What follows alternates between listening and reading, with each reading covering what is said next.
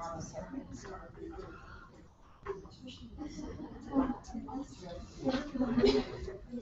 Okay, good morning. I want to get started.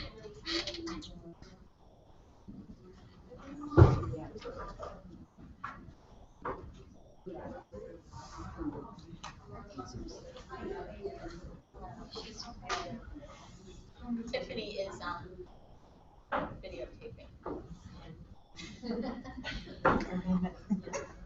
So don't say anything you don't want public.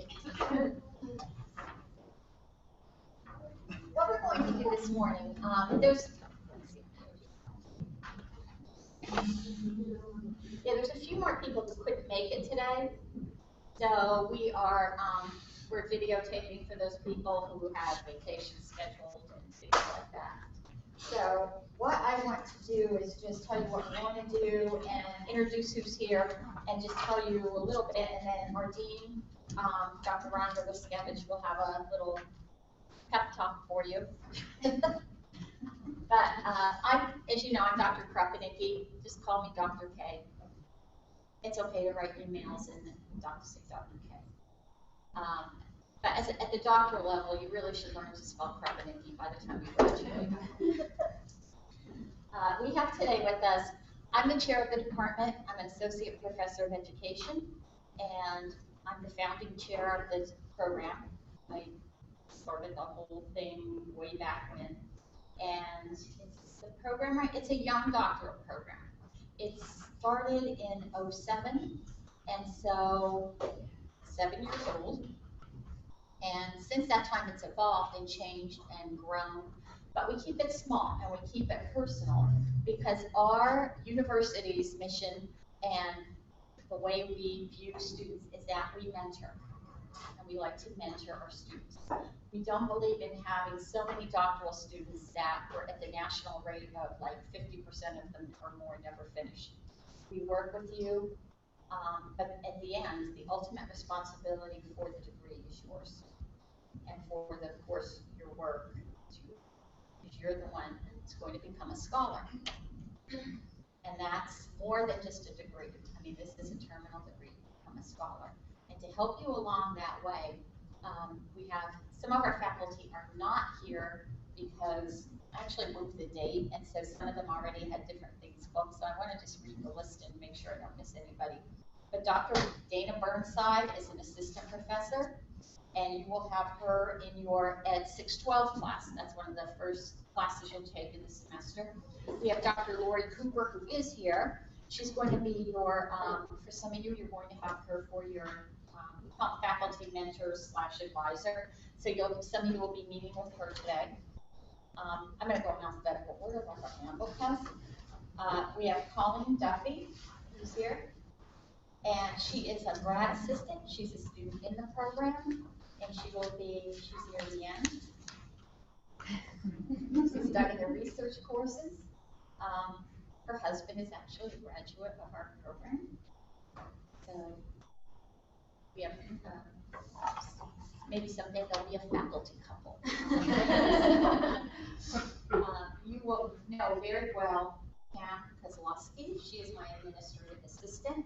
And she's the person you go to with just programmatic questions. She'll always be sending you forms and things that you need to do. She keeps everybody on track, including the faculty and me. Then there's me. Then we have Dr. Blake Mackesy, who's here, and she's an assistant professor of education, and she will be meeting with some of you as your faculty mentor and advisor. We have Dr. Joy Mao. Some of you will be assigned to Dr. Mao as your advisor. She couldn't be here today, but she is an associate professor. She was one of the first faculty hired in the program. And if you're focusing on technology, that's what you're assigned to. We have Dr. Corinne Mediko-Litwinski, who was leaving on vacation today and said she doesn't have chaos in her house. She was going to stop in and say hello. She's an assistant professor. We'll have her. Her specialty is quantitative research. Another person we have I listed here is Renee Sippel. And I put her in the handbook because she is our director of student services. So if you have trouble with things like billing or financial aid, or I can't get into the portal, or my email doesn't work, or anything like that, those type of issues, that's who you go to. Because if you come to me and say, there's something wrong with my billing, like, I'm just going to send you to Renee, because I don't do that. I don't know how it works, nor do I want to. So you go to Renee for those types of things. And last but not least is our dean, Dr. Rhonda Waskevich, who is, her office is in the basement of Bryce's. We're all in the basement of Bryce's, which doesn't mean we're literally in the, well, we are literally in the basement, but that's where our offices are. If you need to find us, we're there. We keep hoping for more space and things, and we're working on it. So things may change. You have office numbers there. They may shift during the course of the year because the campus is moving everything around and they're fixing up buildings and expanding, which is good. So without much further ado, I'm going to introduce Dr. Waskevich to speak to you. And she and I have a common bond because we got our degrees from Temple in the same department, but we never crossed paths until we got here. Good morning. Good morning. How are you? I don't know too many of the faces. Actually, I only know one. So, how many of you are currently teaching? Okay. And those of you who are not currently teachers, I'm recruiting a media unit or a program administrator. okay. And yes, I'm an occupational therapist. so am I. That's great. Whereabouts?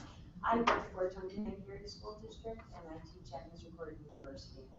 Okay. Last place I worked as a practitioner was at Carpenter Care Center as a rehab. So that's many, many years ago. Yes. Okay. Nice to see another OT, because we're kind of, the therapists of the world are kind of like, we kind of create these programs, and we're lone wolves, so come find me if you ever feel like you're running around. Program coordinator, right? Anyone else not currently teaching? You're an adjunct here, okay, and what else have you done? I was a classroom teacher. Okay, all right, and yes? High school principal. Okay, all right, so we have, are any of the rest of you in current leadership positions? Yes? I'm an assistant department in college. Penn Tech? In college. Penn College, okay. Penn College. It's Penn Tech, but. Well, okay. Yeah, the push is to change that. Okay, then I'll remember that. Okay, all right. I remember when I first started way back, it was late 80s, early 90s, when I started doing some adjunct work. Trying to decide, I was teaching ERT classes at that time. Okay. Penn College. Okay, all right. Well, welcome, and I won't take a lot of your time. I don't know how often you'll hear this message. I have shared it with some of the doctoral classes. Early on, when I first came to Wilkes, I came to Wilkes in 2008, and at that time, I was asked by Dr. Kropnicki and a few others to help with developing some of the research curriculum for the doctoral program. So I had the honor of being one of the first people to develop quantitative research. It has morphed and become something much more wonderful than I did early on. But it is clearly one of the strengths of the program. But even in those classes, as I started out teaching, because I wasn't in the schools when I first came here, one of the things that has resonated with me is the impact of academics on the next generation of leaders in education across, not just Pennsylvania, across the nation. And I don't have to tell you about how dire the situation is in terms of education delivery. And based on who you talk to, there's any number of reasons why that is. Breakdown in family, there's not enough money, there's this, there's that, there's any number of reasons. But I attribute, having been an associate dean, a dean, a chair, a rehab director in leadership roles for a number of years now. I attribute a lot of blame to leadership. And I think one of the things that is absolutely important, and that I ask you to keep in mind, you don't have to keep in the forefront because there's going to be a lot of other things that will be in the forefront over the next however many years, but always keep it at least in the back of your mind. Your responsibility as the next group of leaders to change what currently is. Hopefully, you'll learn what a theory called critical theory, and it's really pretty simple. Every once in a while, I launch into these kind of philosophical things. Critical theory is really simple, simply three things: what is, what ought to be, and how do you get there. Okay, is, ought, and praxis. Right? The current is the is. Okay, the state of education, and in both at K-12 and in higher ed. The ought is what your vision is, what you think it should become. Okay, and the praxis is a plan. How do we get there? Okay? And the people who are going to get us there are the leaders. Each of you are pursuing a degree in education leadership. And it's really important that you understand, that you frame in your mind how important you are going to be in creating not just the next leaders, but the future of education, especially in Pennsylvania. So I'm assuming most of you will remain in Pennsylvania. So keep that in mind. As you're doing that, consistently ask yourself this question: where does this knowledge come from? Okay, does it come from the academy, i.e. higher education, or does it come from practice, i.e. PE, and other accrediting bodies? Who drives where the next new idea comes from? All right. Typically, as K-12 educators, I'm sure that PE is your pinnacle. That's what you look to. All of those kinds of standards and so forth. And I challenge you to question that, especially those of you who are principals, those of you who are in current leadership roles or have the opportunity to change what goes on in education. As new leaders, okay, you have the responsibility, I believe, to question, to challenge, to push back, to find out ways to create a better environment, and to educate organizations like PPE as to what best can be done. Best case example I can give you of that is No Child Left Behind. I'm not going to ask you your political views on that one way or the other. People fall on both sides of the fence. And what really, and it doesn't matter where you fall on that. The issue is that it's an imperfect solution to a problem that was identified. Okay, so if your response is to say, well, okay, now I've got to do this, and I've got to do that, and that darn, Child Left Behind is making my life miserable and keeping me away from being able to really do the important things we're teaching to the test we're doing. You've all heard the arguments. My question is, okay, do you have something better? Do you have a better response to that? And if you do, as leaders, put that forward. Don't press. Don't find excuses to fight against something or to find fault with something. If it's not perfect, if it's not what you want to be, if it's not what it ought to be, right, then figure out, as a leader, create a plan, get it better. So that's my spiel, and that is me placing all this responsibility on you guys, the next people. I'm of a generation that's moving into probably retirement in the next 20 years, maybe. But you guys are the next generation. So I hope that you take that risk. Thanks. If any of you, do you have any questions? It's early on. Okay. My office is currently 006. I have some cards here on the table. I invite you to come talk to me anytime. Email me. Let me know that you're a doctoral student, that you're in the cohort and so forth. And my door is usually pretty much always open. Welcome. We're excited. And any way we can help you, please let us know.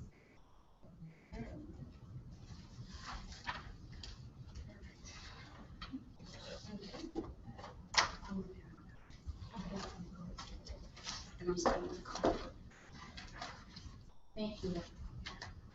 The next thing, I was going to have some of our faculty talk about this, but these two faculty are, I'm not going to do this to them. This is their first year here as faculty, and I thought, they don't need to tell you the expectations. Because they've been through it and they know them. And so I just thought I would talk to you a little bit about them. When you get in your small groups, you can share more about yourself with your advisor or mentor. If your mentor isn't here today, their email is in this handbook that you have, and you should probably email them and just introduce yourself if you want to stop in and have a meeting. We do a lot of things too with WebEx that we will have I do that a lot with students. When they get to the dissertation stage or the proposal, they'll send me the document and we go online together, and they'll be wherever they are at home, and I usually do WebExes at home. And then we talk and we share the document back and forth. So you can do that with your advisor. If you ever need to share something with the documents and things, we can set up a WebEx for you. Or your chair for the dissertation will ask Pam to set it up. Some of your classes may meet via WebEx. I've done that this past semester where I had students who were finishing up a remote site, and I had 2 students left to take qualitative research with me. So they WebExed in, and they were the only 2. And I thought, why drive all the way to campus at this point when there's just 2 of you? So we do things like that. But overall, I mean, this is the on-campus program, so you will come here for your classes, for hybrid classes. The expectation for you in a hybrid class is that you're on campus during the class. We understand you're adult learners, but that you need to be here. We don't have many classes that you have to come to campus for. So when you see the schedule that's in your packet, when it says like face-to-face, you have to be in class on campus. Some classes, and Colleen is going to demonstrate for you our course management system. It may say begins online. So that means that you will go into D2, we call it D2L, they call it live at Wilkes, but I would say D2L. You'll go in, you start doing the work, and then you might meet. I do some of my classes that way. And that's how it works. When you see your online course, you're going to see there's a lot of work in the course. I mean, it's a full course. And what we typically do for class sessions when we meet face-to-face, at least the way I teach, is that sometimes you will have assignments you bring to class. We might discuss some of the topics that came up in discussions in class. I will introduce a new topic to you. For example, you're going to have me for your very first class, which is Ed 610, Ethics for Educational Leaders. And in that, I will go through expectations for the course in the beginning. I'll teach you how to do a case analysis. We go through all these things. I'm going to show you what's expected with APA in that class. You're going to have to do a literature review in that class. So I can basically see your writing and kick your butt pretty much with the way you write, if it's not where I think it should be. And you're going to get that a lot. And as a doctoral student, one of the expectations is you have to have a very thick skin, because it's very different than masters. You are going to be pretty hard in your thinking. You're going to be questioned in your writing. You're going to have an expectation that is very different type of writing than what you're used to. You have to do scientific, very clear, concise writing. It's a different thing. No emotion, no fancy words, nothing. Just what are the facts? Let's get to it. Now, where you can say more is in your discussions. That's where you can maybe give more opinion and your thoughts, and you can give your thoughts, but when you're doing things like a formal paper that's a literature review, I mean, you are reviewing the literature that's out there. You are putting it together in a synopsis, very factual based. We're not asking you for an op-ed piece with your opinion or to editorialize. So there's going to be different things that you have to do an assignment. So you're going to have to read that. You'll be given a syllabus. Everything's online. Rubrics are there. We post your grades. Everything, and Holly will show you how that all works. But there's a different level here. And some students have even said to me, I really don't even feel like a doctor. I really didn't understand or feel like a doctoral student until I got to the research courses and especially the dissertation. Because it's just different. It's a whole different way of learning. It's very, you get to dissertation, it's very, very self-managed, self-motivated. But that's why we want you in a cohort. And when you get together in your groups, you should introduce yourself to each other. You'll do that in class as well. Because sometimes you're just going to say, I don't know if I could go on with this. And that's when you have friends here and you reach out and you just say, and these two people just, you know, they just did it. And they had cohort and support groups and things, and they finished. And they reached out at times, and they persisted. I'm an example of somebody, I'm always like this lone wolf type. And I went through Temple, finished my coursework like in no time flat, very focused on what I wanted to research. And then I switched jobs, I became a principal, I went through some personal stuff, I dropped out. I said, I can't do research. I'm not a researcher, I can't do this. I couldn't get a proposal out of myself like if I had pliers. There's no way. And then, you know, 2 adopted kids later, little kids, and still a principal, I go, I gotta finish this. I can't let this hang over my head. So I kind of went on bended knee to Temple, and they took me back. Plus I was grad assistant, but by then everybody had left. But the person that was my chair really advocated for me. They had comprehensive exams, which we have since eliminated, and I had already taken and passed them. They made me take them again. Great. But I was going back. And then 2.5 years later, that's how long it took me to get it all done and do my research and defend, I was finished. But it was 10 years of a journey.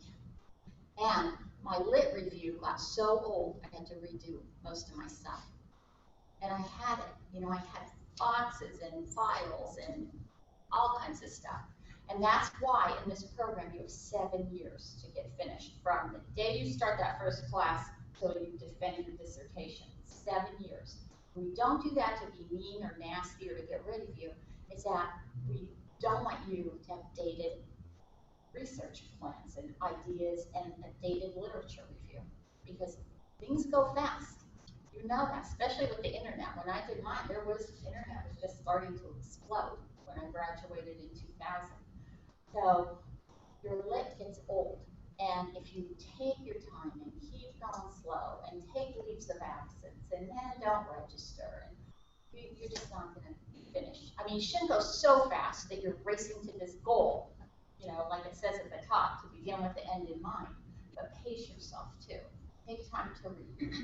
I always tell people one of the expectations is that you pretty much are done reading People magazine or they're laughing, trashy romance novels or like spy books or like anything you love to read.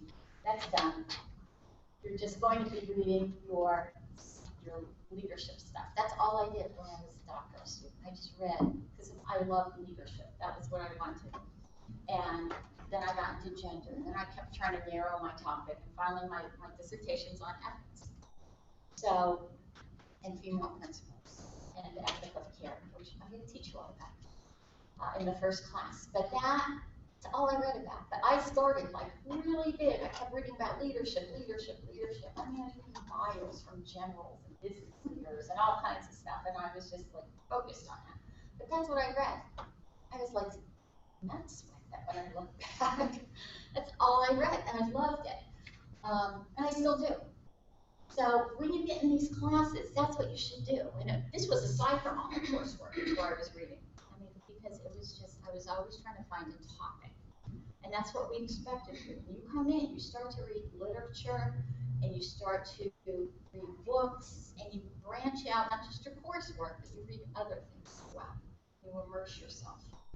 So later today, we're going to take you over to the library and you'll have a great, awesome presentation by our reference librarian, Brian Sokola, and he will show you all the online tools that we have, so you can gather, see articles, dissertations, and I always tell people, start looking at dissertations right out of the gate. Like, you shouldn't get into your research course and say, well, I only read like 2 dissertations in my whole life. No, you should have probably, my God, by then you should have probably read like 20. I would think you should go through, you should keep reading, and they're not fun to read. They're calling. You know, but you don't have to read them cover to cover. And I'll give you little tips and things. The way you read is chapter 1, and then go to the end. Maybe look at the design a little bit, or read what the findings are, and then you're like, oh, this is worth me reading the whole thing. And then you can read the whole thing. And you look at their lit reviews, because the people you'll see cited over and over and over, and if it's a topic you're into, that's who you need to go to. Go right to the seminal source, to the expert, and then see where it branches off from there. So you're kind of like a detective too. That's one of our expectations, is you look around, read through things. Because the bottom line, the expectation is when you come out of here, you're going to be a scholar in your own right. You are a scholar. And yeah, you'll have the letters after your name. But very few people finish that start. Very few people even want to come into this level of education. Very few. Because you just have to have this burning desire to learn. It's just something you have. I don't even know where it comes from. Where does it come from? Insanity? My dissertation would tell me self-efficacy. Yeah. Where it comes from. Yeah. Changing. Change, yeah. It's just something you just, I don't know, just have to do it. And if you don't finish, you'll be like me, and it'll hang over your head. And there's a lot of people who walk around and they say ABD, all that dissertation. Those are not initials you put after your name proudly. It means you didn't finish what you started. And you couldn't get to that level of scholarship. And honestly, it's not, it's more, I don't know, like I always thought when I went into, I never thought I'd have to go for a doctorate ever. And my undergrad advisor, who I was taking, I was at Bloom University, Bloomsburg, and I was taking a supervisor's curriculum and instruction certificate after a master's, post-grad. And he called me in and he said, Mary, why don't you just go for your doctorate already? And I remember I looked at Dr. Harantz, that was his name, and I even got to thank him later. I said, because he knew I had a doctorate. And I looked at him and I said, I'm not that smart. I mean, never. I'm first generation out of college. And he goes, yes, you are. He said, and he says, and then he goes, besides, it's other things too. And I'm like, well, gee, okay, now am I that smart? But he said, it's persistence, it's focus. And then he said, I've known you since you were here as an undergrad. And he said, you're like one of the most persistent people I know. And I said, okay, well, I'll persist. And, then he wanted me to go into, they had a joint program. He was actually recruiting students, but they had a program with IUP. And I said, but I said, what would I take? And he goes, well, you could get your doctorate in elementary ed or, pedagogy. And I'm like, but what am I going to do with that? And he's like, you could become a faculty member. I could see you as a faculty member someday. And I'm like, no, I'm in K-12. Like, I don't want to go to higher ed. I never wanted to do that in my life. Like, never. And so I didn't. I went to Temple. I went K-12 again. I got my principal cert, my superintendent cert. And then when I was a principal, I'm like, there's no way in God's green earth I ever want to be a superintendent. And then I started adjuncting at Wilkes. And then one day they called me and they said, do you know anyone who's looking for faculty? We're having a hard time with our search. You know anyone you'd like to would recommend? And I go, yeah, me. And that's how I ended up here and ended up as a faculty member. And that gave me the time to finish my dissertation. But it's like, sometimes your career path is like, you don't start off like that. And some of you are saying that because your head's shaking. Like, you did not expect to end up where you did. And those are neat stories. Like that someday maybe when you're a faculty member and you have your degree, you'll be standing up in front of your story. But this is such a journey, and it's going to take you down a path and open doors for you that you really probably never thought might even be there, open up to you. And it's just being persistent. We used to have a former faculty member, and he would stand up here and say, now, when you're in this program, you gotta forget about your family, and your kids, and birthdays, you're not gonna be there. Like, no, don't do that. You know, you still have a life, you still have your kids, or your family, or your significant people in your home that might like fall apart around you while you're doing this, but you still have to maintain your life. And you have to find the balance, and that's the main thing, is you have to just balance things. And the other thing I would say is an expectation is don't make excuses. I just had this discussion with my son. And he's 17. They're laughing. Well, the pause and. Yeah. And, you know, it's like you say things to people. This guy told me once, when you talk to your kids, and even when you're talking to students sometimes, it's like you're putting messages in a bottle and throwing them out to sea. That's what they feel like. And he said, at some point, you just hope they wash up, and your kids at the point where they actually pick that up and they read this, like, and you'll know it when they say it back to you. So I'm still throwing these bottles out. But I said to him, the biggest thing you have to do to change your life is, I said, first of all, you have to set goals that you can actually attain, not just talk big, but follow through with the behaviors and the actions. So you set things that are attainable.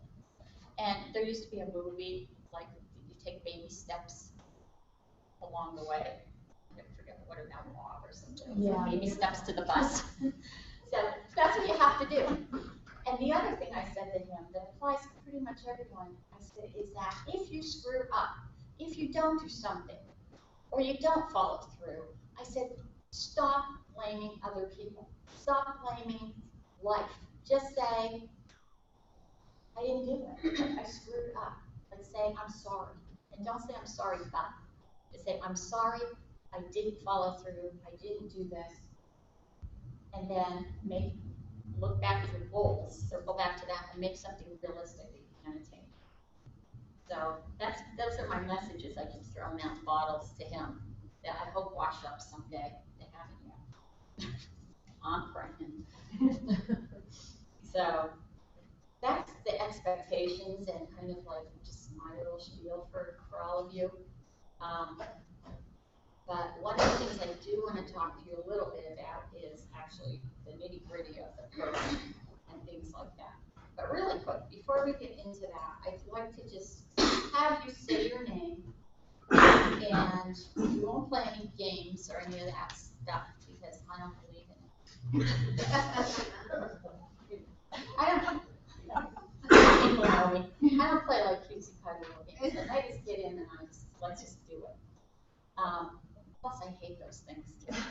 We have to do all that fun stuff. Icebreakers. Yeah. And I used to train in cooperative learning. I mean, I train schools and teachers in how to do this with building teams.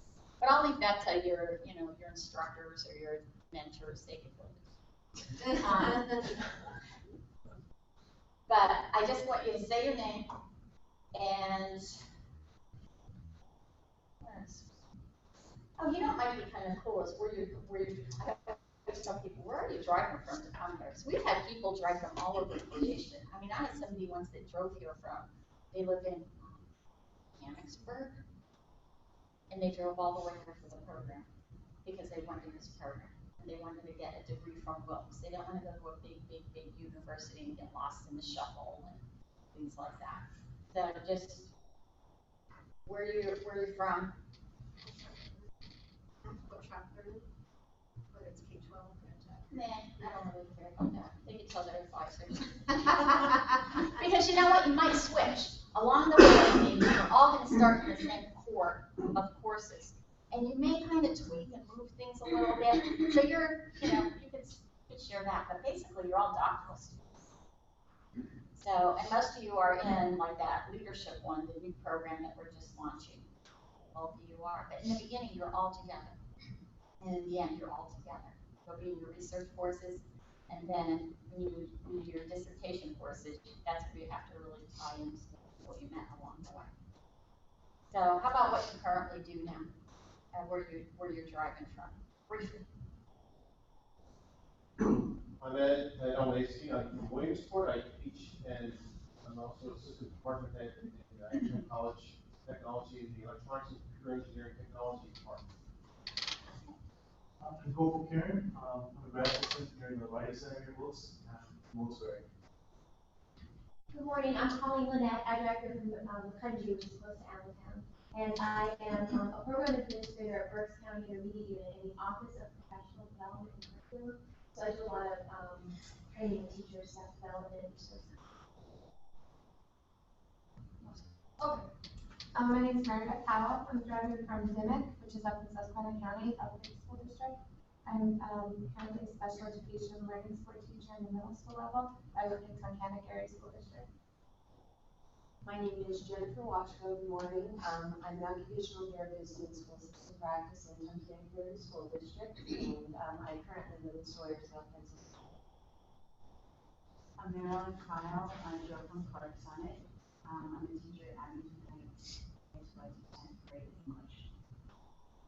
I'm Leonard Lansky, I drive from Factoryville, which is the birthplace of Christine Matthews. And who knows, he's a great fisher. And I teach at Abington Heights, 11th grade social studies. Hi, I'm Amanda Schrader. I drove from Bloodline, about 20 minutes away. And I teach at Nanticoke area at 8th and 9th grade general science. Yeah, okay. I'm Ann Butler. I'm the program coordinator here, and I drove from Shavertown, so I think I win for, oh no, I don't win for shortest commute. I'm Lisa Champy, I'm from Wyoming, and I'm an adjunct instructor. I'm Jerry Smith, and I came from York, and I'm an emotional support teacher at Dallastown Area School District, and I have grades 4 through 6. I'm Hattie Kloss. I drove from Watsontown, Pennsylvania, and I'm a high school principal at Moyer Run High School. Emergency vets there. I have 5 pets. I've been there in the middle of the night on more than one occasion. Okay, well, that's good. You got to know, you'll get to know each other more. You actually involve some homework first class to get to know each other. We do cases, and you really, you'll be digging into each other's heads in that class, like what they need to learn, what perspectives are. It's a lot of fun. My favorite class ever to teach. And I do love my qualitative research, so you probably have me for that too. It's somewhere when we get towards the down the road a little bit. What I wanted to do is just take you through the program and some of this stuff that's in here. And if you look, this handbook, just so you know, I update this every year. Every single year it's updated. It doesn't mean that we keep changing the program, although we have, we've made a lot of changes to the curriculum. We've done a lot of things since it first started. We used to have like all these majors, and it just didn't work because by the time you got into your major, and Colleen can see this, like if you might end up with like the same 4, 5, 6 people in your class over and over. So what we did is for the leadership, we have more of, you start off with your leadership core, and then you kind of will stay together unless you're going K-12 superintendent, which I think we only have 1 student that's doing that right now. But what will happen is we also accept students who come in and they just want superintendent cert only. So then they join into those classes because they just may not quite be ready for the doctorate yet to make that big commitment. So this way, they kind of come in a different way and they finish that certificate. Maybe there's a big need for them to get superintendent right away, and then they go back kind of a backwards way and finish up the doctorate. I don't know how you'd ever finish your doctorate if you're a superintendent.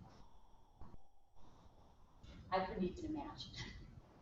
But maybe they're an assistant superintendent, and then they could do it that way. That might be more doable. When you go through this book, the big thing that you really need to do, there's an overview requirements. We have, if you go to page 6, there's an academic integrity policy that's referenced in Appendix A.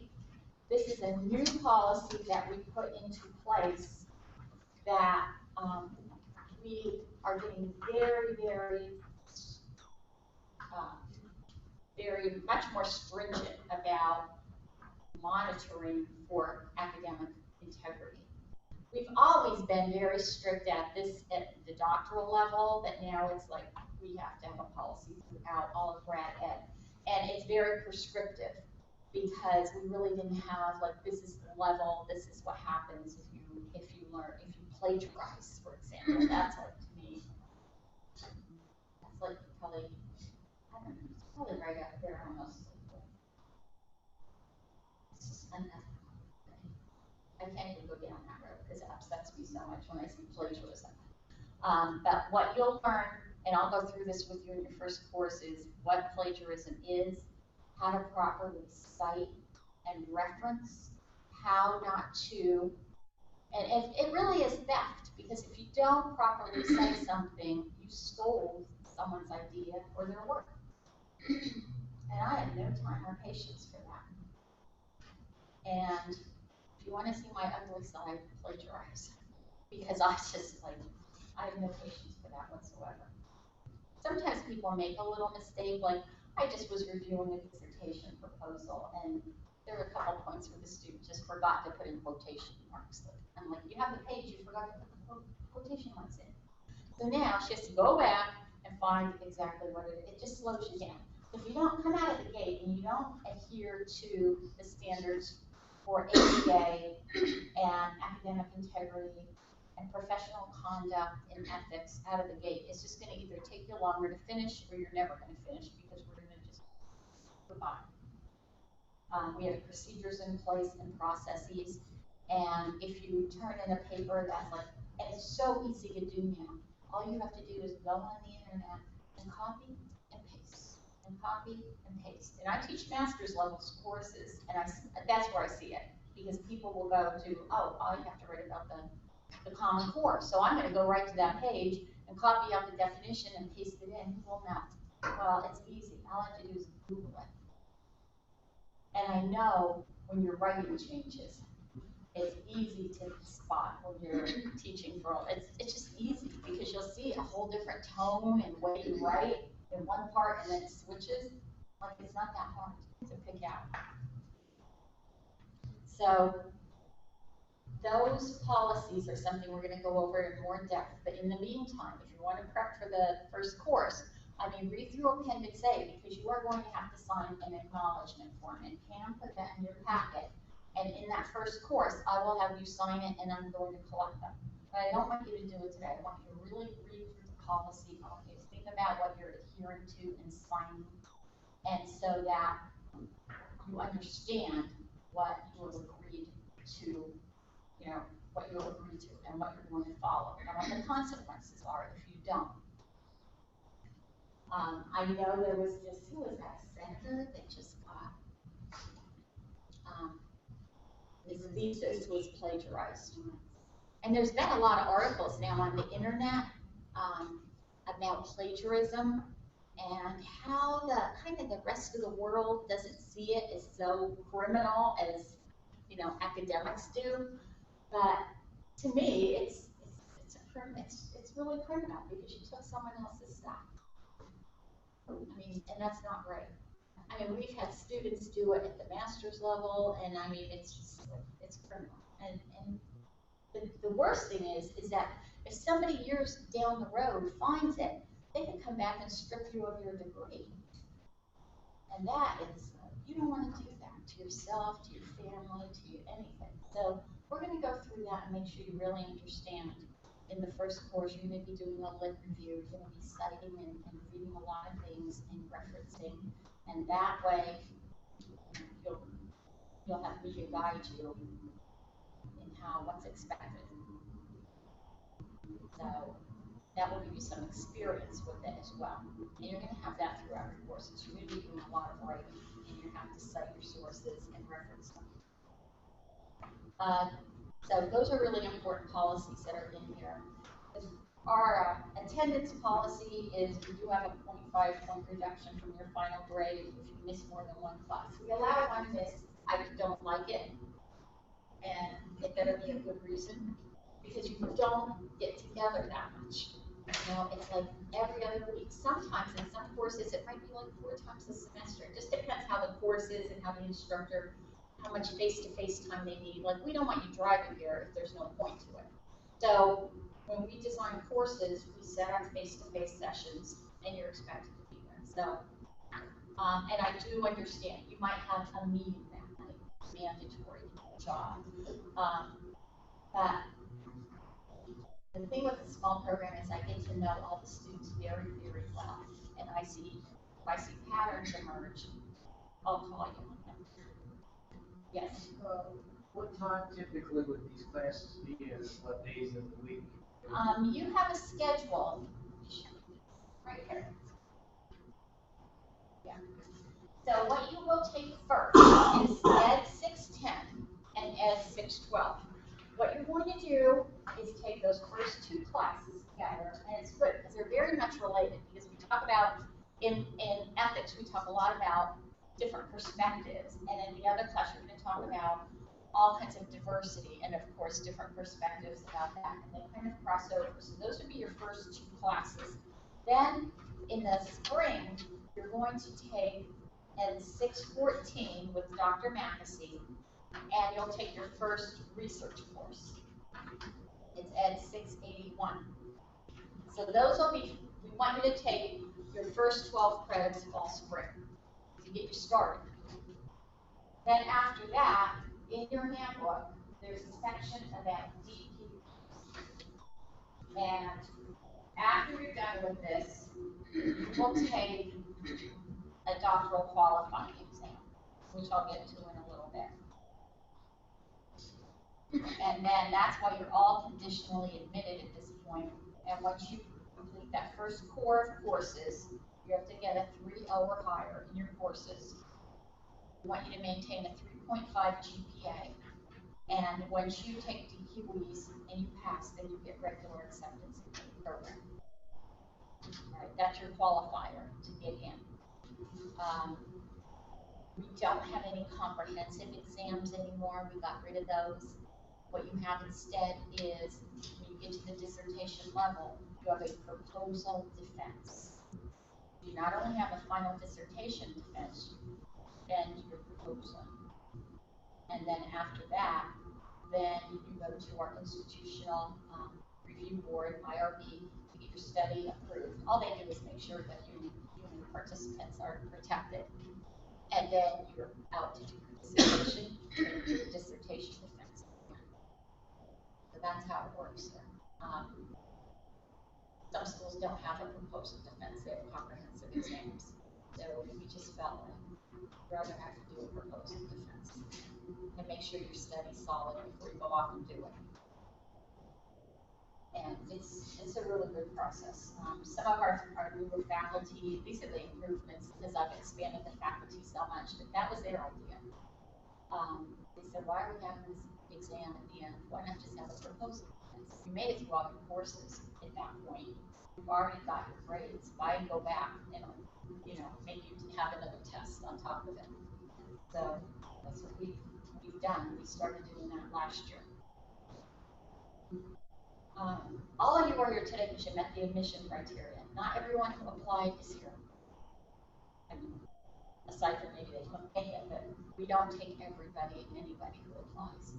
And we like to have a cohort of 20, but if all 20, we don't have enough people that we feel have the, you're here because you made the paper screening, you passed the writing sample, we were impressed with you in the interview, that's why you're here. And not everyone, even who made it to the interview or the, who came that far, are here today.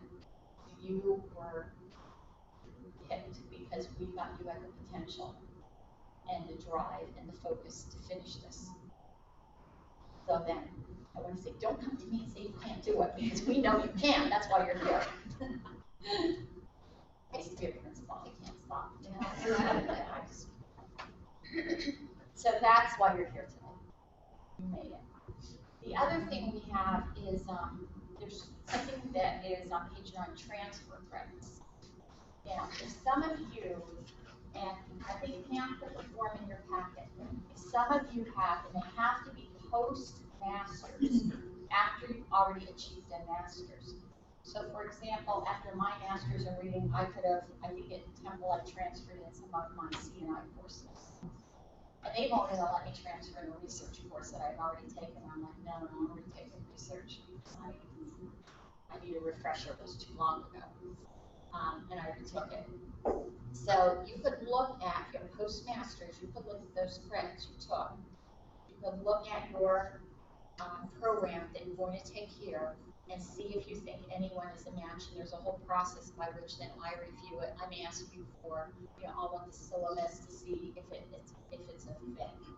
I would say to you, for your own benefit, I would not transfer in anything prior to from your leadership core, because you're going to get a test on that anyway, and you have to know the content from that leadership core. I would look at other things maybe that you may have.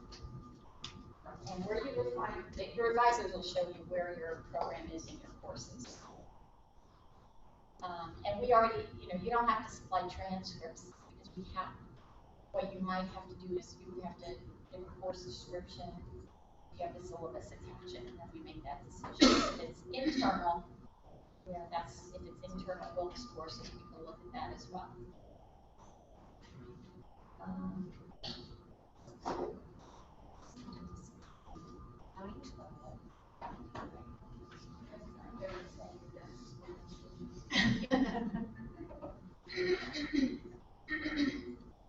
In this, on page, and this is pretty important, on page 12, it outlines in 13, they outline your major courses for each thing that you take, the doctoral core, the research core, the dissertation core, the K-12 and mid-major courses, the ed leadership if you're in that track, and then the 3 concentrations are there.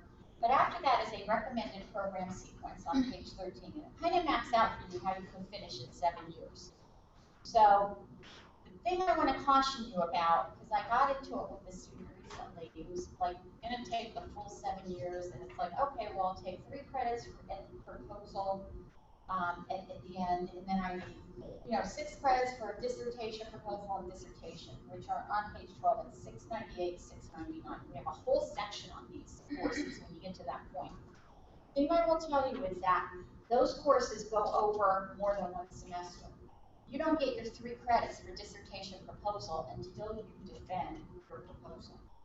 So we have students who repeatedly, you still have to pay for the credits, but you don't actually get them until you defend your proposal. Same with 699. You can stay in that until you finish your dissertation, and then when you defend, you get the 3 credits. That's how it works. So you can't just say, oh, well, I'll be in dissertation proposal seminar, you will be in for 1 semester. We come out of there with a preliminary proposal. And then when you go into the next class, next 2, they're not even really classes, you work with your chair. You have to have your chair identified. That's why it's good to know the faculty and to know what they're interested in. If you have some adjuncts with terminal degrees, you can see, you can talk research with them and see. You'll know what their expertise and interests are and what their methodologies are. That will take you a couple semesters. I would say for a proposal, 2 to 3 semesters. And then a dissertation, it just depends what your study is and how extensive it is and how much time it takes. So at that point, it's you. It's you. How fast you could turn things around, how detailed, how well you write. I would say the thing that slows students down the most is their writing. Not their study, their writing. Because I get proposals that are just sloppy messes. And I'll tell you that, and I'll see if you're on your chair, I'll ship it right back to you. And I also teach a proposal seminar at this point. And we start poking, it's like I just poke holes through your study and everything in your design. I go crazy. I'm just like, how are you going to do this? What are you going to do with this? What about this group? Is this really ethical? What do we just, so that you come out of there with a pretty solid proposal. The cool thing is that we redid our research report. And it used to be 9 credits, now it's 12. And when you decide, if you come up with a topic, actually you start thinking about it in your research form. When you get to either you're going to take both quantitative one and qualitative one, then you're going to pick quantitative 2 or qualitative 2. In that course, whichever one you do, and this is new that we just started, you do a pilot study. So you actually test out your idea, maybe with one person that you're going to interview for qualitative. And you start to do your interview guide. You start to map out, you actually do some data analysis. And so what I'm finding with this new program we put in place is that students are coming into dissertation proposal design. Like, we've had students end that course almost ready to defend their proposal. So it's amazing the difference since we've done that. It truly, truly is. It's just a good process. It gets you more focused. So, and I think my faculty said, yeah, that was their idea. Let's put in a pilot study in these courses. And it worked. And it's great. And students are, and they're seeing, like, this doesn't work. Like, I gotta modify this. Or I interviewed a person to test my research or my interview questions, and they're terrible because they're not getting to the heart of the matter. Like, it's just, I need to add a whole group of questions, or I have so many irrelevant questions. And that's pretty much, that's what we're coming into proposal with. It's it's a much more efficient process for you to get finished. And at that level, like it's not an easy process, but it will help you get finished. When you go to page 14, it sort of shows you how to map out your courses, and then it talks about the DQEs, which you'll be hearing about more. And I don't want to flood you with exams and things, but you'll take this doctoral qualifying exam.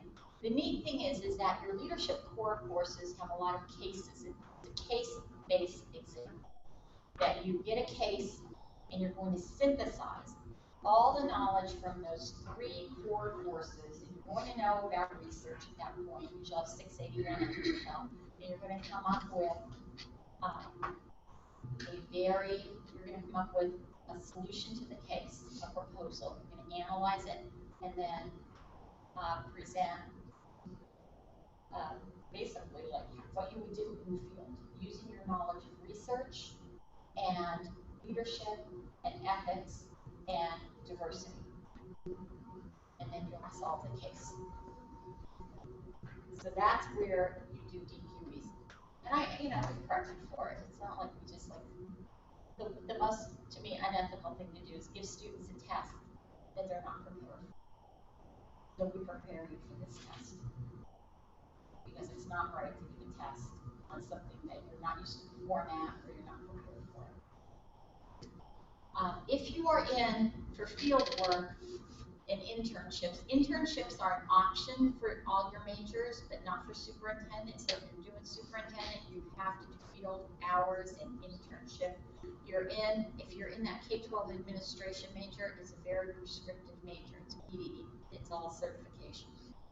If you're in the other, which most of you are, it's not as prescriptive. You can opt at the end to take a research or an internship course, but you don't have to. You have elective choices as well. So that internship and field work is more for the K-12 administration people. There is we have different competencies that we want you to develop that are mapped out there. And then, for the most part, the rest of the handbook, from 18 all the way through, it's very much all about the dissertation. Look at that. So if you're thinking, what am I getting myself into here when I write this dissertation? That's the handbook. We have sample pages, we have sample table of contents, we have a sample informed consent letter, we have writings, the whole outline of the dissertation is there. So it's very, very spelled out. The 5 chapters you have to write, what goes in them. There's a flow chart of how the process works. Everything is mapped out for you. And all that really goes up to page 50.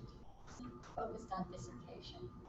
and also about academic writing and things like that. But it's mapped out, and that is, I mean, when I went through mine, and some of us did, we had no guidance whatsoever. I mean, I didn't even know what I was supposed to do.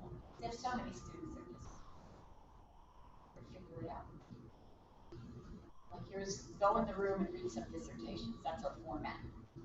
So, I had no idea. So it took me longer.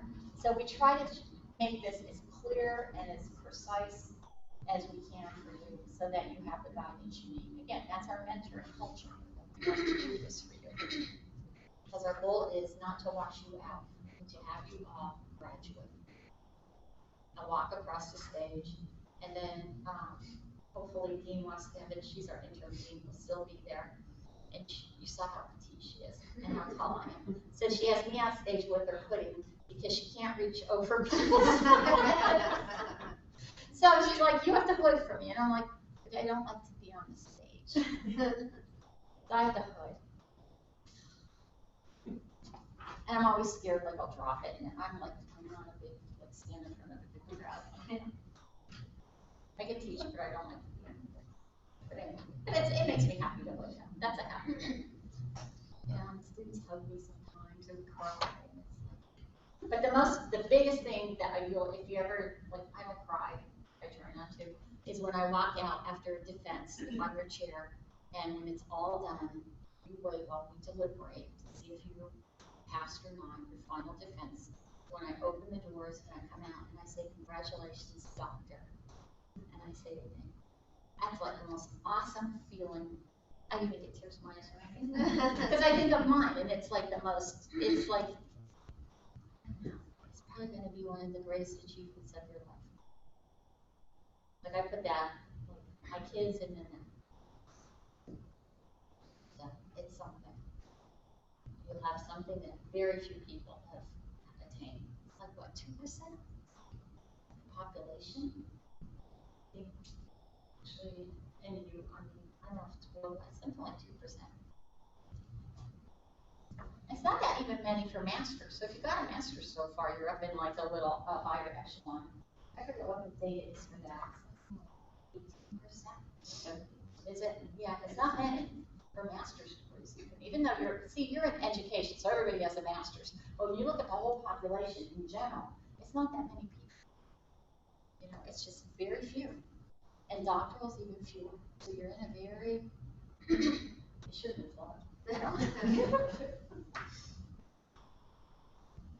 But you always have to tell people, like, I cannot give CPR or anything on the doctor.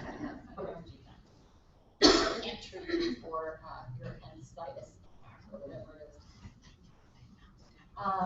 The rest of the handbook, the other part that I think is really important, we have different forms in here that you're going to need.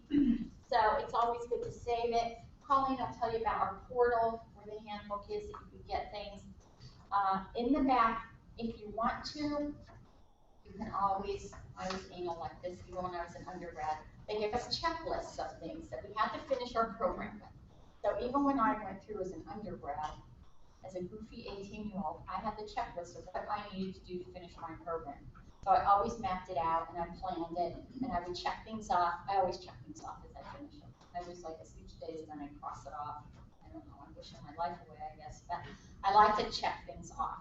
So that's on page 69 is the K-12 administration checklist, and then on page 70 is the one for ed leadership. And you can just follow that through and look at the, the required courses. You can map it out, and you can keep this and keep track of where you are in the program and kind of map out how you're going to take things and how you're going to move through.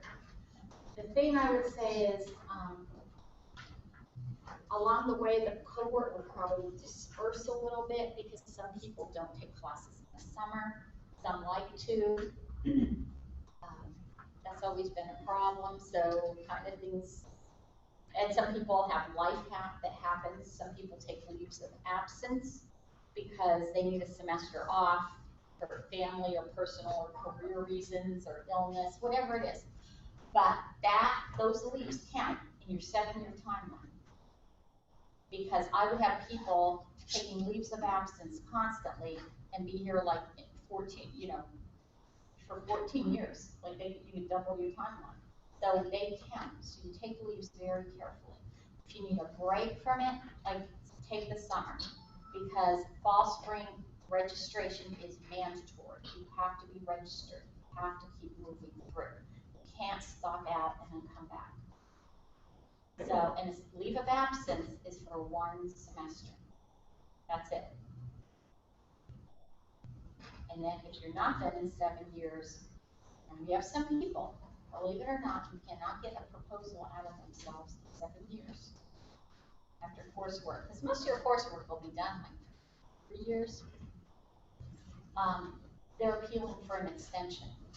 And the faculty, as a matter of fact, we have a meeting in August, we're looking at appeals, and we're going to decide if it's worth it, because we have other students who are making progress, and we have only so many chairs and only so much time, and we want to give all students our time, and not just keep working with people who just can't. And they all can do it. It's just that they can't focus and get it done. They keep putting everything else first. It's that thing I said about don't keep making excuses. Well, it's typically just a lot of excuses. And so and I know every student. So I know who has a pattern. So what we're going to do is we're looking at these appeals and we'll see. So I just tell people, keep progressing through. If you need a little break, take a summer, and come right back. Don't, let's start taking the lead. Don't get into that. And along the way, the program, you might find it's just not for me. It's too rigorous, it's too much, I don't want to do it. There's nothing wrong with that. You have to find the right fit for you and the right direction in your life. So that's it. Anything I forgot? I don't believe so. Because you'll talk about registration and things versus. Okay, I think it's going to cover some of that. Okay, good. We'll show you the portal and how it works, and you can essentially just you'll see some courses that will say department permission required. And I don't know why, but then students get all frustrated when they forget and they go, I can't get into this course. Well, because you have to have department permission.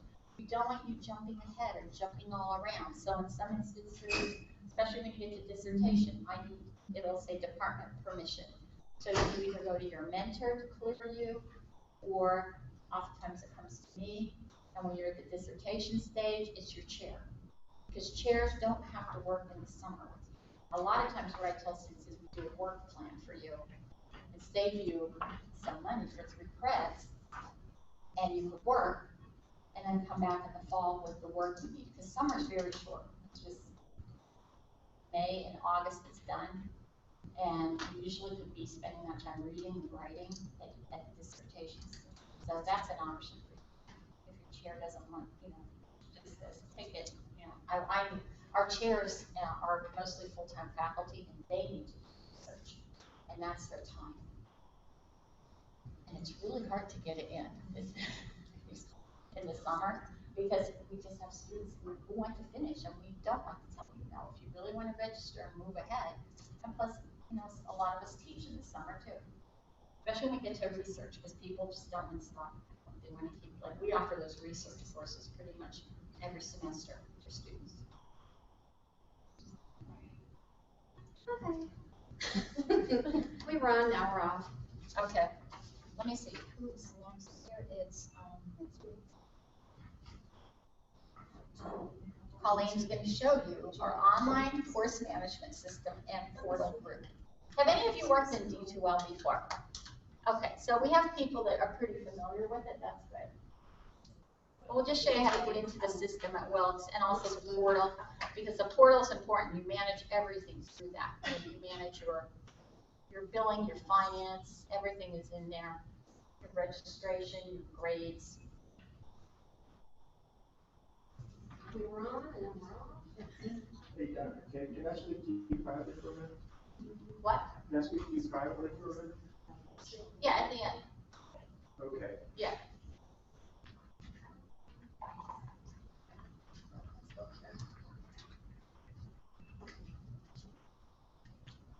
Because I can talk, when we haven't met,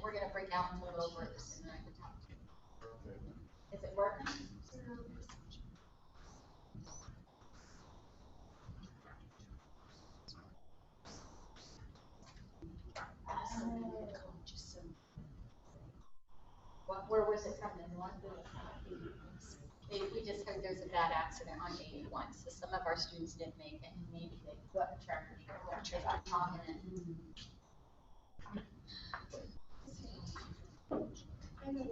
Yeah, why don't we, what we'll do is we'll have the financial aid person speak now while we're getting this technology.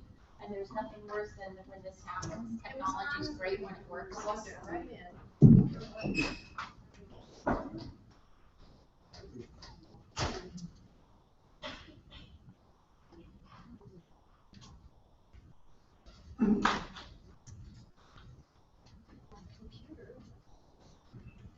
Hello.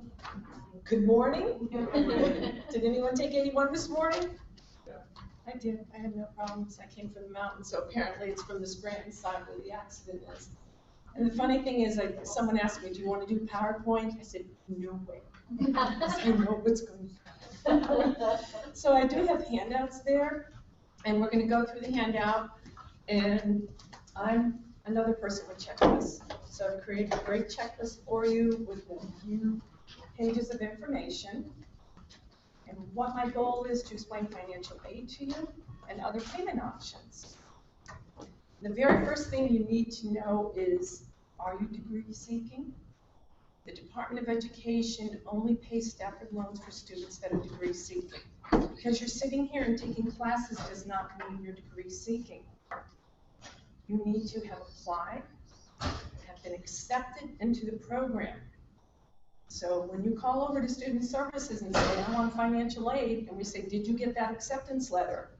That's what we need to know. You have to be accepted before we can go ahead and process any financial aid. By the way, I'm a financial aid administrator here at Wilkes University. I'm Camille Daniels, if you're looking for me. Our Student Services number is on the bottom. You can email to us. You'll find me in the locator. So first, you need to be degree seeking in the Department of Education's eyes. And then you also must be enrolled for 6 credits, not 3, minimal of 6 credits. You must be a U.S. citizen. And this is all to get the federal aid. And I'm sure you've all heard of the FAFSA. That's the free application for federal student aid.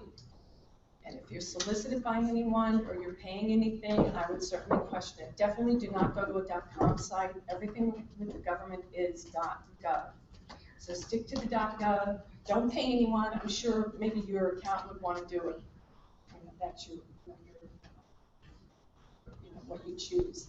You can have the accountant do it. But really, the application is easy. You don't even need your tax information because when you're in doing your FAFSA, you can click on a link that links you to the IRS, pulls everything right in. So you can just get right online. All you need is your social security number and do that link. You'll be fine.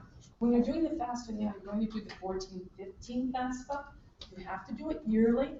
14-15 FAFSA covers the fall, spring, and next summer. And it sounds to me like you wouldn't be taking classes next summer, so that wouldn't be an issue.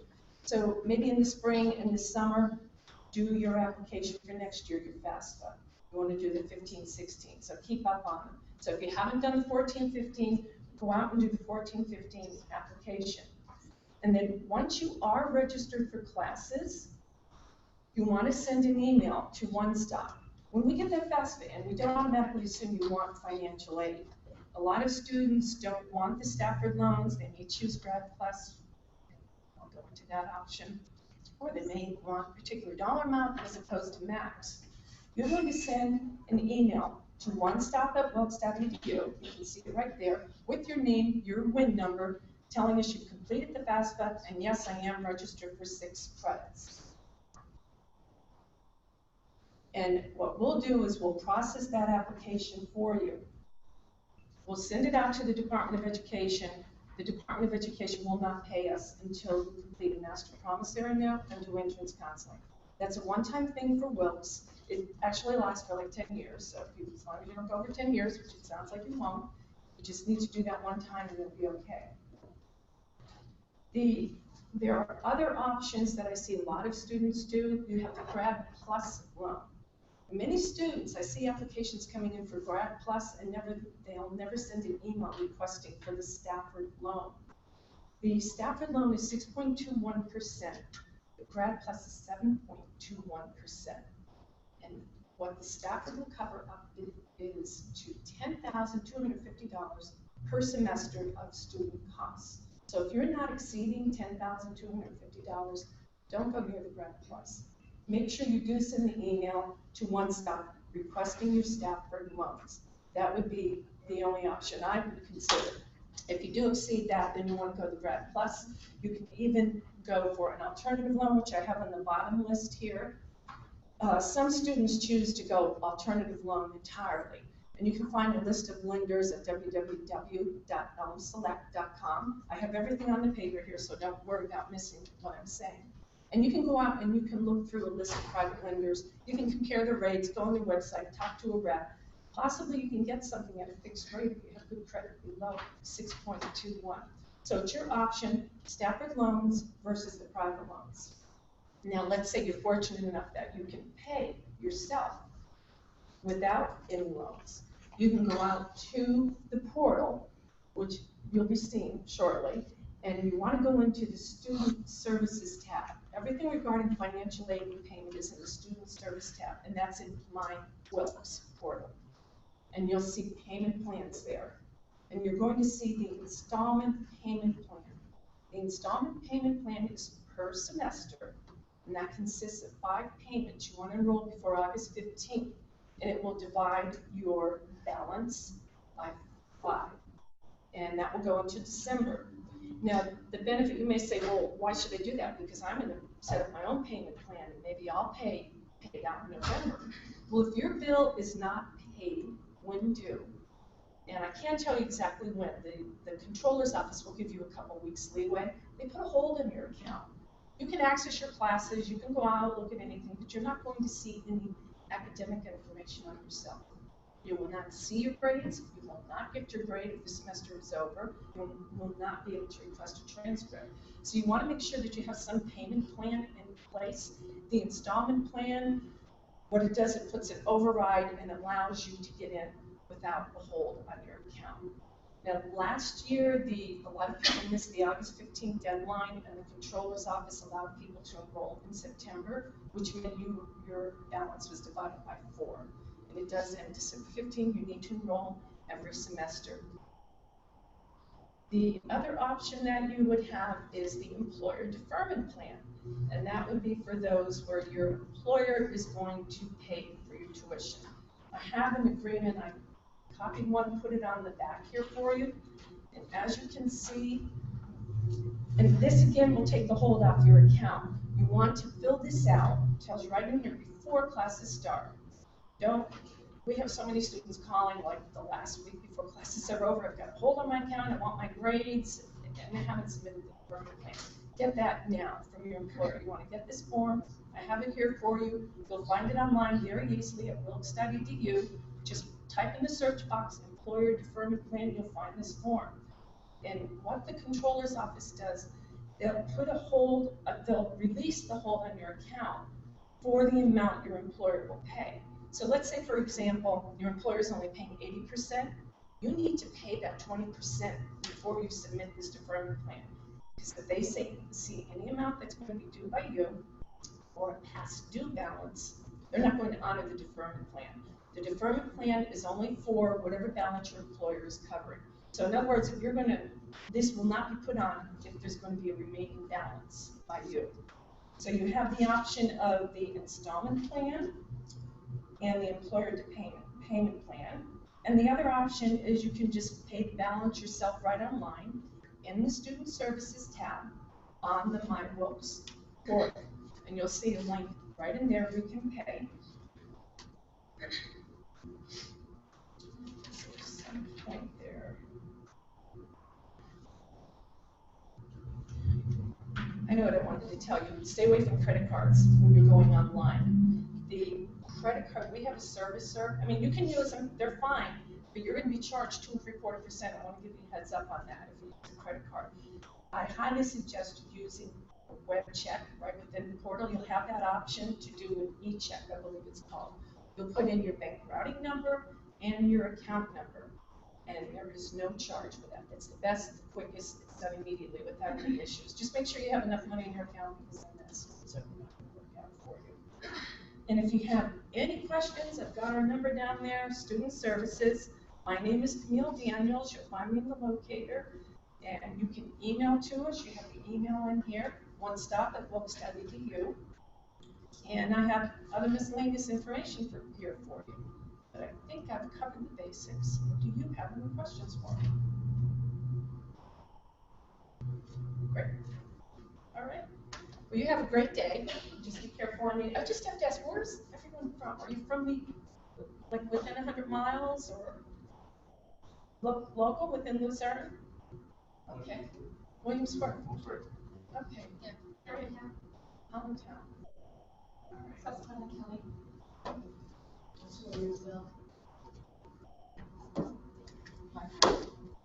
Great.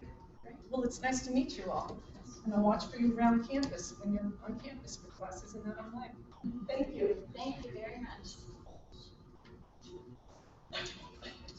So I'm Colleen Duffy. As Dr. Kupnicki told you before, I'm a graduate assistant and I work for the doctoral program.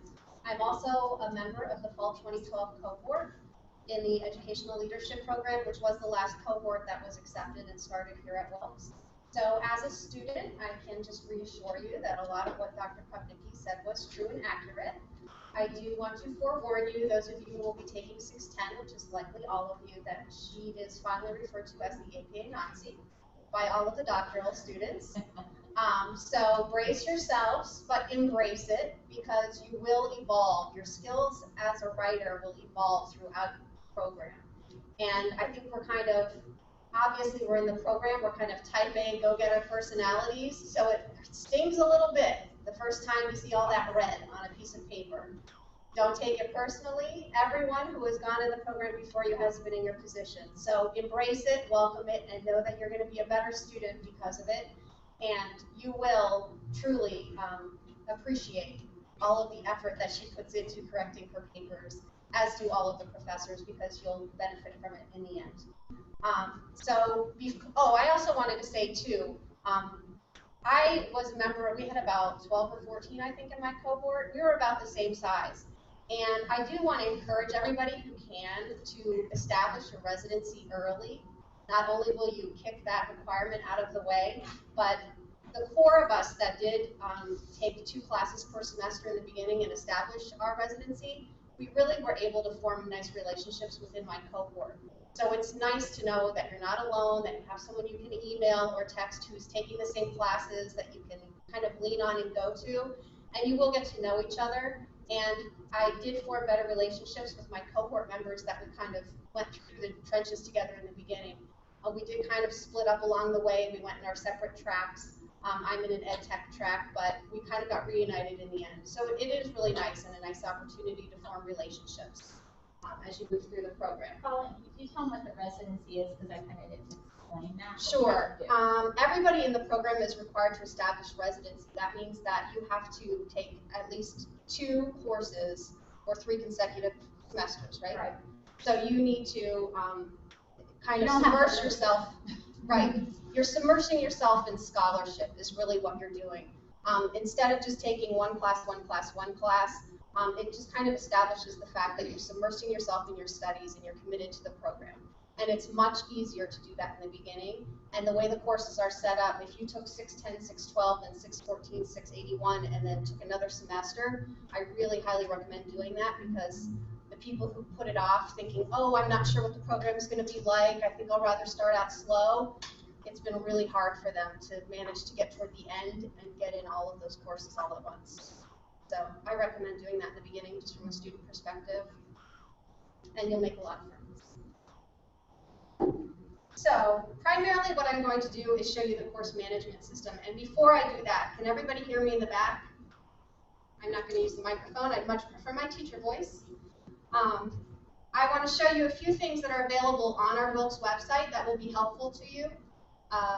If anybody is unfamiliar, to log on to the My Wilkes portal, you can either go through the Wilkes portal like I just did at wilkes.edu and click on current students, or you can go directly to mywilkes.wilkes.edu. And when you arrive, you'll be at your home page, and you need to enter your username and password. Has everyone received a letter indicating what your login ID is? Yes? Is there anyone who didn't receive that information yet? If you did not receive that information, your username is your first name dot last name. And then your default password should be able to get you in. So you want to use the first letter of your last name in uppercase, the first letter of your first name in lowercase, and the last 6 digits of your WIN number. So your WIN number you should have gotten in a letter. It starts with a 9. I put a little sticker in everyone's folder, so there is a number that begins with 900. So that is your WIN number. It's on that little sticker. I also put your mentor's name, their contact information, as well as your email name, email address. So once you log in, you'll arrive at the home page. And on the home page, the first thing that I'm going to recommend that you do, if you haven't done already, is go into My Account here on the left under the My Wilkes. And Wilkes automatically sets a timeout on everybody's account for 60 minutes. So when you're in your learning management system, if you don't have any activity in 60 minutes, you're going to get locked out. And that may sound like a lot of time, but the way I work is I'll open it up, I'll read the content, I'll look at my assignment, then I'll go in Word, and I'll put it together in Word and come back over. And you can literally be in the middle of copy and pasting the last of your assignment, and it will time out, and you'll have to go back in and start all over again.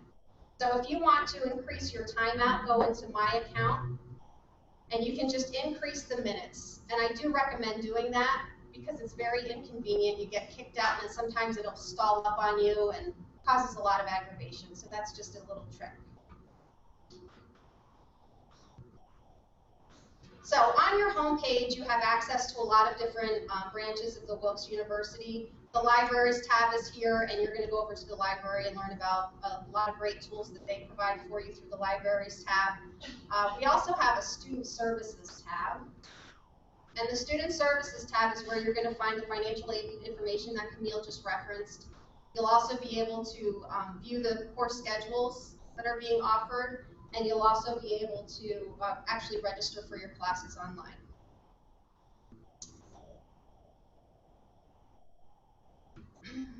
In addition to the Student Services, we have account information. Go back to the home page.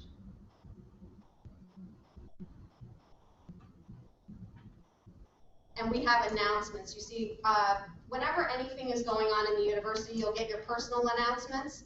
And it's nice to check there when you do log in case sometimes, you know, even cancellations or postponements will be listed there. But we also have a group channel, and you're going to find that on your home page. So by being in the program, you're automatically enrolled in the EDD program group. And this is useful for you because there's a lot of information within the group portal that you can have access to. Again, information such as announcements will go up. But on this toolbar over on the left, you'll see that we have a lot of tabs that will connect you. The one that you're probably most interested in is the Files tab. And the Files tab will take you to important information. For example, we have a folder on advising guides. Every semester, Dr. Krupnicki will put out kind of news and advising information to let you know of any changes or updates to the program. She'll also, which is very nice, usually project forward to what courses will be offered in the next semester, so it comes in handy when you're kind of planning out what you're going to be taking. We do have a folder for DQE.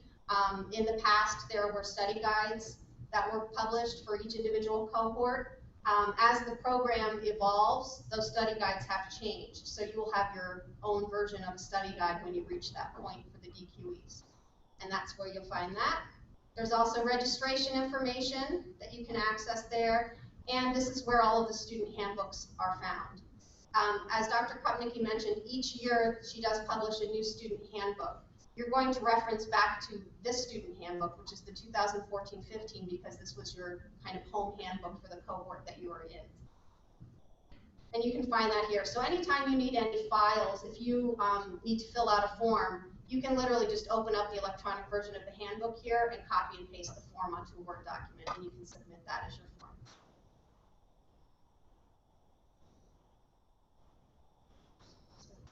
other tab I want to draw your attention to is the IT help tab. Wilkes has a guest network that you are welcome to use. So if you prefer to bring a pad or a laptop for your classes and you prefer to work on that as opposed to just working with paper and you want access to internet service, you can log on to the guest network at Wilkes. They do now require a password. The password is listed here. It's Farley with a capital F, SPR 2014. I anticipated when they began this in spring of 14 that they would update that every semester. They did not do that for summer. So I would check back in fall and see if it's still spring 14. It may be fall 14. But just to draw your attention to that. Name. That's why it's Farley, right? Not some random weird name. Also on the IT help tab is Service Now. They call it SNOW. This is your IT helpline. So if you are having issues with your password, if you're having issues logging in, any sort of technical problem, they're very helpful. You can either do it electronically and submit it through the website, or their phone number is obviously area code 570-408-HELP. And they're very good about addressing any needs that you may have.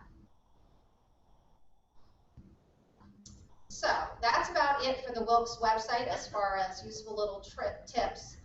In order to access the course management system, you want to go to live.wilkes.edu. And this is our learning management system. We do refer to it as D2L. It's Desire to Learn. It's also referred to as Live. Learning is virtually everywhere. And you're going to be using the same username and password that you used for your Wilkes account.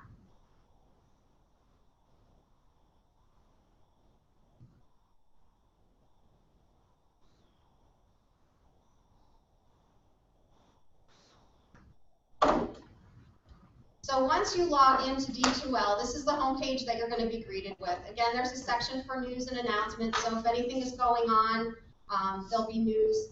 A lot of times we'll have some sort of little hiccups, technological hiccups. They'll be posted there. Sometimes we get a little bug, like sometimes pop-ups will be blocked on certain Internet Explorers, so they'll have little tips to let you know how you can bypass those little bugs. It's very useful, and the people at eLearning do a really nice job of keeping the system running. We also have a link directly to the Wilkes library. I will say that I do use the Wilkes library site a lot, and they have interlibrary loan, which when I first started researching things, I would go into my databases and I would want full text only and available through Wilkes only, so I could print it out or save it to my hard drive, and that was it. As you get involved in your research processes, you're going to find out like, oh, I can't find what I need because we don't have it full text at Wilkes. So I did brave it up and I started using the interlibrary loan, and it is absolutely wonderful and painless. Don't be afraid of it. You fill out 2 little questions, submit it, and in 2 days it's in your inbox, sometimes even 1 day. And the library is absolutely wonderful about getting you the materials that you need. So don't feel like you can't, use a resource just because Wilkes doesn't have it in full text and available for you right away. It's a really wonderful tool, and you would do that through the Wilkes tab there. They also have some online help in the Desire to Learn help right here. And this is through eLearning. And a lot of their resources here are very useful. They have really nice tutorials. Some of the most interesting things, they have accessibility. So if any of you are in need of any assistive technologies, either vision screen readers or anything like that, D2L is equipped to assist you in that. So just a little note, if anybody has any needs. So there you would find accessibility. A lot of really neat information too, just about if you're teaching and you have any students in your classroom, this is a nice way to learn really neat tools that you can use in your classroom for your students too, just on the side. And they also have a lot of resources for e-portfolios. If you are in the K-12 admin, you're required to create a leadership competency portfolio at the end of your coursework.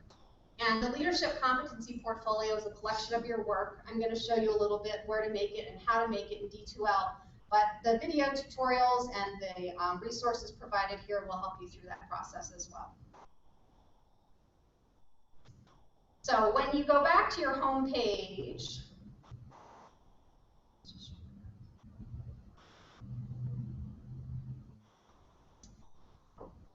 you will notice there's a tool drop-down box, and in the tool drop-down box is where you'll find the e-portfolio that I was referring to. Before I talk about the e-portfolio, I want to draw your attention to the locker that they provide for you in D2L. This is a nice little bonus for you. So if some of you have cloud space maybe where you use to save your work, D2L actually provides a sort of cloud management for you. So if you're super paranoid, like I am, that your files are going to be lost and corrupt, so you save it to 5 different places and you email it to yourself and you always want to make sure you have it, you can simply upload your files here. So if you want to take all your major assignments and upload them here, it's a nice little spot for you to have them, and it's just reassurance that if you lose the flash drive and Google crashes and every other system that you have in place of saving your files doesn't work, it's nice to know that at least it's right here for you in case something happens. So other than the locker in the tools, the other important thing that you'll be interested in is the e-portfolio. And the e-portfolio is exactly what it is, an electronic portfolio.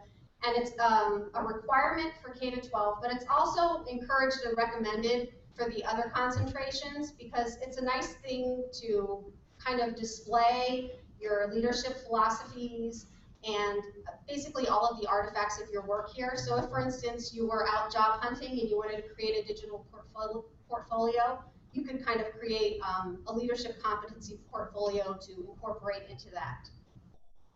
So under ePortfolio, you can go to My Items. It's very easy to upload items. So you have your Add drop-down box. You can upload files. So that would just be simply opening up a browser and going into your computer. Is everyone familiar with this process of uploading? Can I see hands if I need to walk through this? Everybody's pretty good with this? So you can get downloads or documents, whatever you would need to upload wherever you keep your assignments. You can also upload directly from your locker. So if you get in the habit of saving all of your work in your locker, when you go to create your ePortfolio, if your artifacts are all in your locker, you can easily upload them from there. So just as an example of what a leadership competency is, in not every course, but a lot of the courses, there are certain assignments that will be designated with an asterisk in your syllabus that they're required as part of the leadership competency portfolio. What you need to do is save that assignment and incorporate it into your portfolio. I would recommend doing it course by course because it's a lot easier to upload 2 or 3 a semester than to wait till the very end of all of your coursework, and then you're going back through classes that you haven't had in a couple years and trying to remember what it said on the syllabus. So if you keep up on this, it's not as daunting as a task as it would be if you went and saved it to the very end and then you're like, oh my gosh, I have to find all of these assignments, I have to upload them, I have to associate them with the learning objectives, I have to match them up to the leadership competency matrix. So doing this as you move along throughout the program will save you a lot of time. So up on the top toolbar, as you can see, is your drop-down arrow to select your courses. You can do this from the home page of Live. They actually list your courses at the bottom. Since you're just beginning, you'll probably just have the 2 unless you've been enrolled in some online learning. Let me find a course here to use as an example.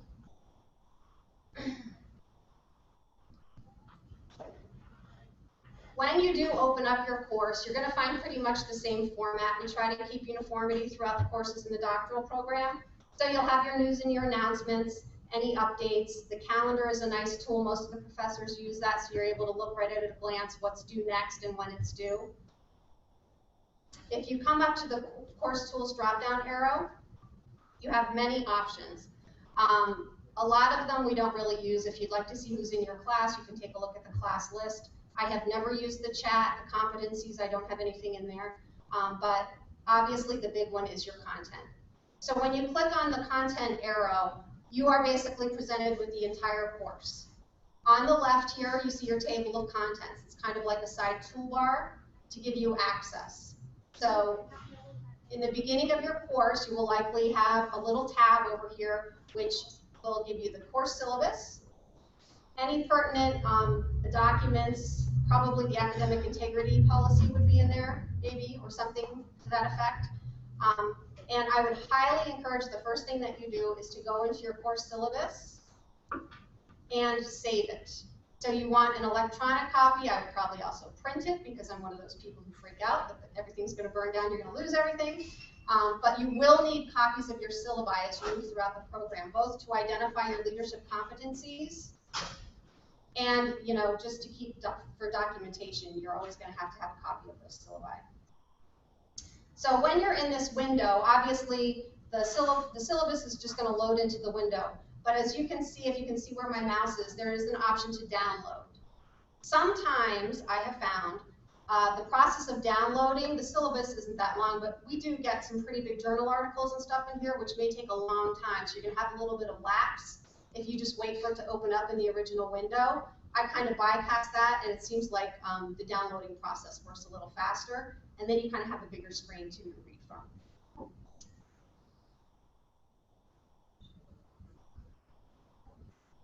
So going back to content, each of the units is presented in the same way. You always have your introduction to the unit, the course objectives will be listed, you will have your content, any readings for the unit. And then each of the icons you're going to learn to identify really easily. This little talking bubbles would be for a discussion question. So for a discussion question, typically you're given a prompt you need to answer and then reply to at least 2 of your classmates. Sometimes instructors will choose to have different parameters for their discussions, but that's typically the format.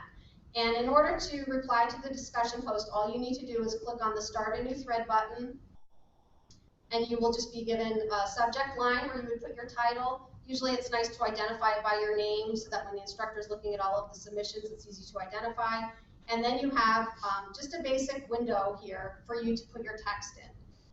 It's very familiar to Windows users. All of the icons are basically the same for your bold, your italics, underlining, so it's not really foreign language. Your spell check is down in the corner. I encourage you to use it always and often. And like I said, I prefer to actually work in Word documents. That way I know I have all of my work together, so I'll just open up a document for my course. And I'll start Unit 1, and I'll put all my work there, and then I just come back and copy and paste it here. That way I don't have to worry about the timeouts or any little blips, just a little personal tip. Show them how to open it to a big window to type into. To a big window to type into. That one, yeah, that way, that. Yeah, I use that a lot. So you can go full screen just like you do with the video or anything. And you don't have to save it, then you just shrink it back. I use that a lot. Well, I build courses, so I use it a lot. Mm-hmm. So in addition to discussion questions, you'll also always have assignments, and assignments are kind of noted by the little inbox there. And assignments are basically drop boxes. So you'll find your instructions for the assignment. You'll also find links to the rubrics that will be used to assess the assignments, and you'll be required to upload a file. And this is the same process of going into your browser and uploading a file. Click open, and automatically the file comes up. Now once you have uploaded, you also need to come down, and your assignment has not been submitted until you hit submit to Dropbox. So that's important to take note of, because a lot of times you think, oh, I uploaded my file, I'm done. You have to scroll down and hit submit on your Dropbox. Once you do, students forget that a lot. Yes. Once you do submit to the Dropbox, you immediately receive an email confirmation saying that your submission has been received. So unless you get that email, you have not submitted your assignment. Go back and hit submit. Is that my email notification? Maybe not. Oh, because the course is closed. Up in this bar, this is where you'll see the email notification. You'll have a little red dot there saying that you have an update. This is for any updates. So if you are participating in discussion posts and you see the little, you log into D2L and you see a little red dot there, that means that someone has responded to a discussion post that you subscribed to, or that your instructor has given you feedback. So just a quick way to bypass and go right to what's new.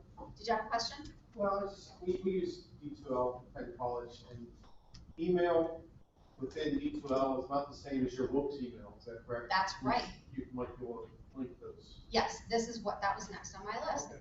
So in the toolbar, if you click on the little envelope there, that will take you to your D2L email.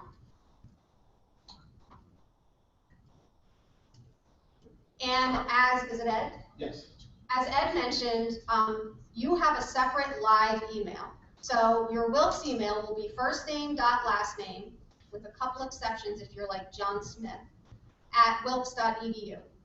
Your D2L email will be first name dot last name at live.wilkes.edu. That's a lot of email going on. So what I like to do is come over here to settings.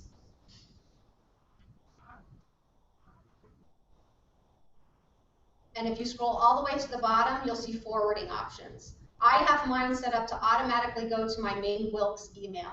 That way I don't have two inboxes to check for Wilkes. If there's some other email, if you have a personal Gmail account that you have hooked to your phone and you don't have your Wilkes hooked there yet, although I would recommend forwarding your Wilkes there too. That's what I do, and it's nice, it, kind of aggregates everything in one spot. So all you have to do is put in the email address that you would like to have your live email forwarded to, and it will go directly there. You also have other settings here if you want to, for display options and whether or not you want copy saved in each inbox. That's up to your own personal preference.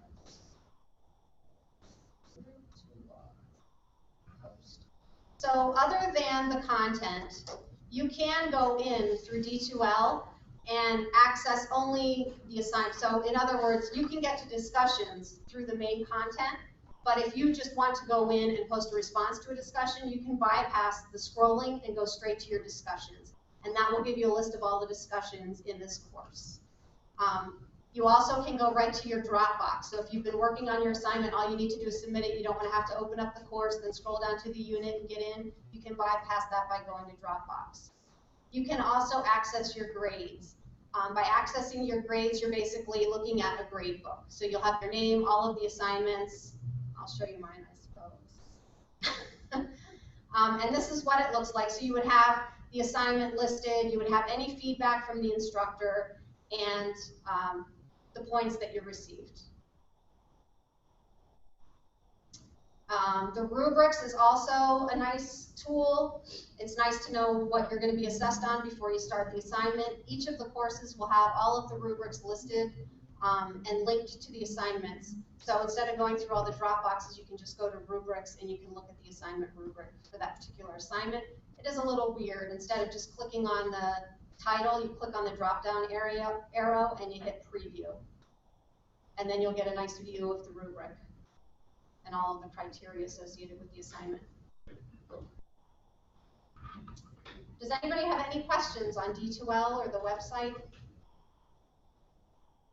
If you do, feel free to email me. It is colleen.duffy@wilkes.edu. If you have any question at all, not too small, not too big, you can throw it my way. If I'm not able to answer it for you, I'll pass it on to someone who I think is better suited. But enjoy and have fun. And if you want to ask me real questions after I'm not on the stage about the program, I'll answer those too. Any questions for Colleen? Okay, what we're going to do is, we're right on schedule pretty much. We're going to take a short break for about 15 minutes. You can get something to eat, more coffee. The bathrooms are right out there. And then you're going to get with your faculty mentor. So if you have Dr. Isley, Dr. Mao, or me, I'm going to meet with that group. And if you have Dr. Cooper, she'll pull you in, she'll